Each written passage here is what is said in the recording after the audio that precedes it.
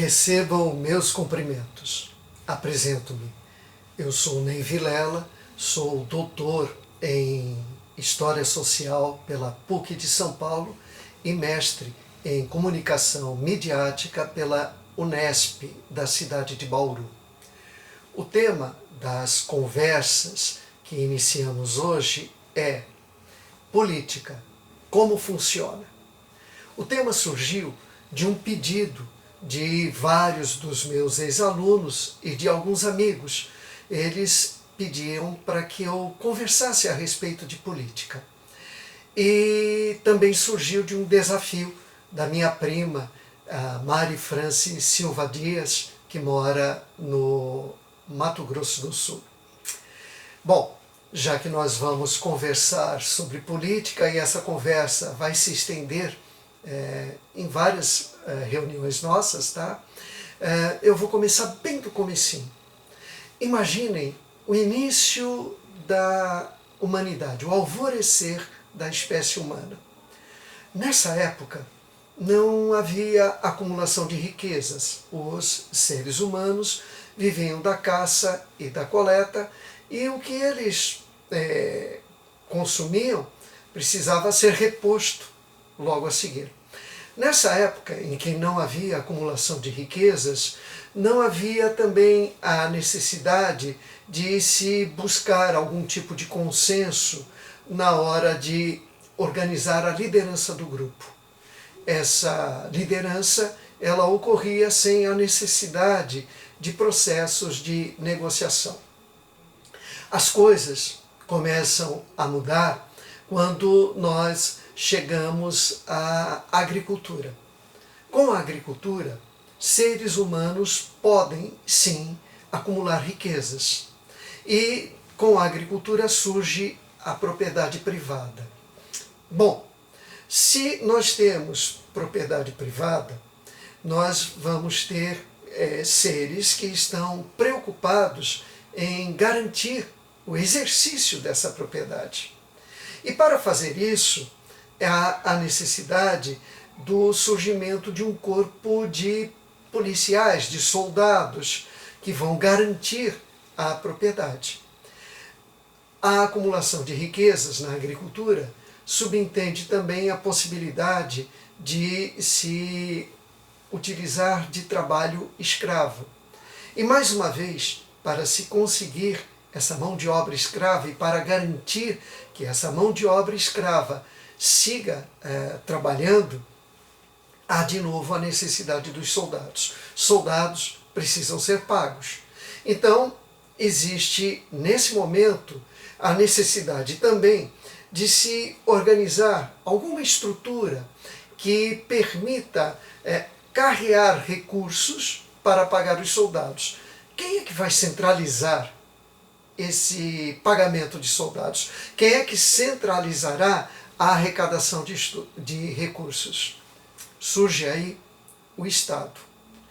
No momento em que surge o Estado, surge aquilo que nós podemos chamar de política. Bem, a partir daqui vamos pensar de dois casos bem especiais. O primeiro é o do Egito, depois o das cidades-estado gregas. No caso do Egito, a acumulação ela segue sendo realizada principalmente, quase exclusivamente, a partir da agricultura. Nessa situação, a possibilidade de mudança de riqueza de mãos é pequena. Então, nós vamos ter uma sociedade que se organiza em castas. Nós vamos ter uma espécie de nobreza. Nessa situação, quem deve comandar? O comandante, o chefe de Estado, que vai carregar os recursos para garantir o funcionamento da estrutura social, a existência dos soldados, a manutenção de pessoas trabalhando em sistema de servidão, essa estrutura vai ficar nas mãos do faraó. O faraó, ele representará sempre os interesses desta elite nobre, Então, nesse caso, essa elite guerreira, ela, para manter a estrutura funcionando sem grandes oscilações, aceita fazer com que o Estado seja um Estado ao mesmo tempo guerreiro, um Estado que seja vinculado à religião, porque tudo isso permite que o faraó seja inquestionável e imutável. Assim, a maneira pela qual os egípcios organizaram a legitimação do poder centralizado do faraó é uma maneira que tem um viés religioso. Nessa situação, o poder está totalmente concentrado e, como não haverá mudanças importantes nos grupos economicamente mais poderosos, essa estrutura ela adquirirá uma grande estabilidade. Bom, saímos do Egito, vamos para as cidades gregas. As cidades-estado, elas vão crescer economicamente com base no comércio e em algumas manufaturas. Ora, as atividades comerciais e manufatureiras, elas demandam algum tipo de criatividade, algum tipo de audácia. E por conta da inventividade, da audácia, nós vamos ter mudanças importantes no grupo mais rico. Ou seja, aquele comerciante rico, mesmo que ele passe por herança as atividades para seu filho, se o filho não tiver as capacidades de audácia, de trabalho, ele provavelmente perderá importância econômica. Ao mesmo tempo, existirá a possibilidade de novas pessoas, de outros grupos enriquecerem. E claro, quando alguém ganha força econômica, vai querer ter força política também, vai querer participar das decisões de Estado. No caso das cidades gregas, não haverá tanta possibilidade de você ter um governo estável. Por quê? Porque a sociedade ela é dinâmica. Assim, da mesma forma que nas sociedades agrícolas a gente espera governos estáveis e que podem se tornar bastante autocráticos, nos países ou nas cidades-estado, onde nós temos um dinamismo econômico, essa situação terá que ser diferente. Então nós vamos ter uma negociação. Será necessário negociar quem é que vai mandar na estrutura de Estado. Esta negociação ela vai se organizar, por exemplo, por meio de eleições. Assim, de tempos em tempos, nós vamos observar que nas cidades-estado gregas, a mudança daqueles grupos economicamente mais fortes acaba provocando mudanças de ordem política. Então, nessas cidades-estado, nós vamos ter alternância no poder.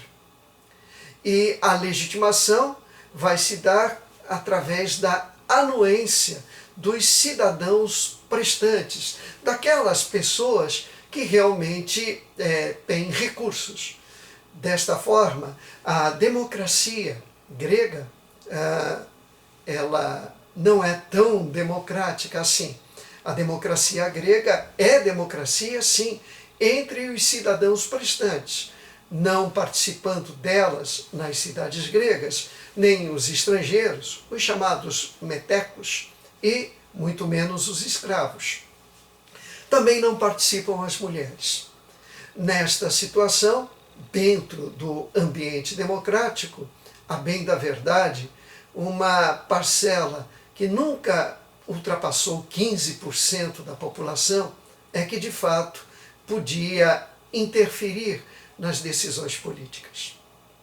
Muito bem, parece que nós temos aqui, e é claro que eu estou fazendo algumas simplificações para que a gente possa avançar, mas nós temos aqui uma percepção.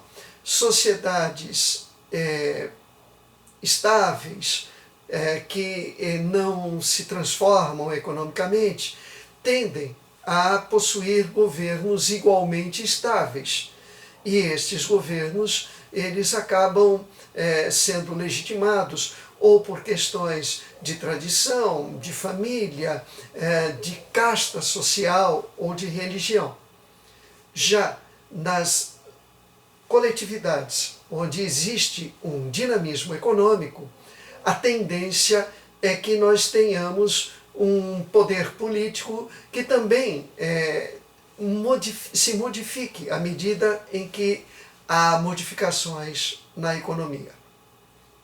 Muito bem, na Idade Média nós vamos ter uma fragmentação política e como as atividades, eu estou me referindo evidentemente à Idade Média europeia ocidental, as atividades agrárias, elas fazem com que essa estrutura política seja muito simples. Nós temos o senhor feudal e ele empalma todo o poder político, né?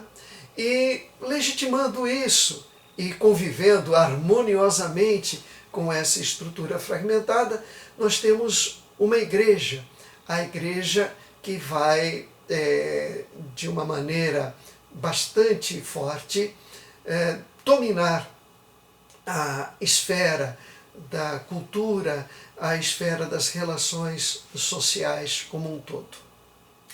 Muito bem, eu acho que podemos parar aqui. Em breve eu faço uma nova conversa e aí nós vamos falar a respeito de todas as grandes transformações no Estado moderno. Até breve, eu aguardo você. Ah, sim, e você vai se cuidar, não saia de casa, você é muito importante para mim, para nós, para toda a coletividade. Fica com o meu abraço.